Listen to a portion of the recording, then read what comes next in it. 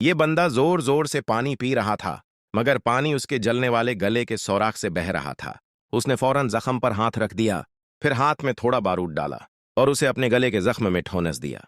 फिर उसने चकमाक से सूखी घास को आग लगा दी ताकि शॉले की मदद से गले के सुराख को जलाकर बंद कर सके। शदीद जलने की तकलीफ से वो फौरन बेहोश हो गया। जब लियो दोबारा होश में आया तो एक नंगी हड्डियों वाला बील का ढांचा देखा।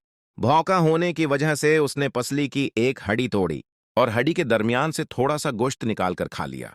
मगर यह गोश्त उसकी भूख मिटाने के लिए काफी ना था, इसलिए वो रास्ते में मरे हुए परिंदे इकट्ठे करके खाने लगा।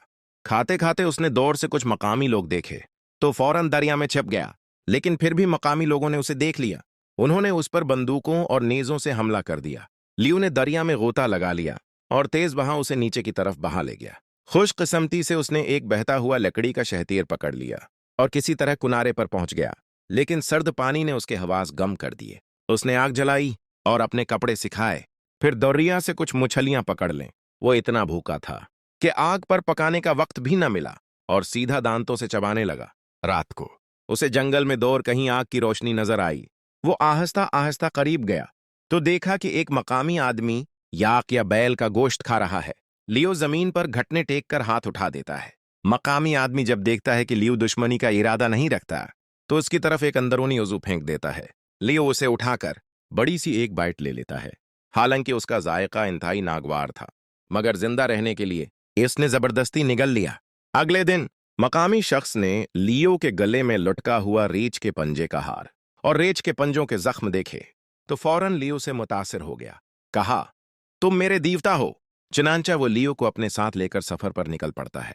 रास्ते में दोनों शदीद बर्फानी तूफान का शिकार हो जाते हैं। जख्मों के बास लियो बेहोश हो जाता है। मकामी आदमी सूखी घास और लकड़ियां जमा करता है और एक छोटा सा झोंपड़ी नीमा पनाहगाह बनाता है। फिर जड़ी बूटियां लाकर लियो के जख्मों पर लगाता है और गर्म पत्थरों से उसके अर्द गर्द हरारत देता है। लेकिन जब लियो दोबारा आंख खोलता है तो देखता है कि मकामी शख्स गायब है। वो झोंपड़ी से बाहर निकलता है तो थोड़ी दूर उसे मकामी शख्स दरख्त से लुढ़का हुआ मिलता है और कुछ ही फासले पर एक गरुआ डाकू आग पर बार बी क्यों कर रहे हैं और गा रहे हैं। लगता है मकामी आदमी को उन्होंने ही मारा है। लियो एक दरख्त के पीछे छिपकर सब कुछ देखता है। ये 11 डाकू एक मकामी औरत के साथ गलत हरकत करने वाले थे कि लियो जमीन से एक बंदूक उठाता है और सीधा एक डाकू के सर पर रख देता है।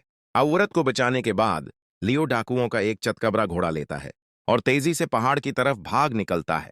पीछे से सारे डाकू इसके पीछे दौड़ते हैं। अचानक एक तीर लियो के घोड़े के पछले हिस्से में लगता है और घोड़ा संभलने से पहले ही लियो को लेकर सीधा पहाड़ी से नीचे गिर जाता है।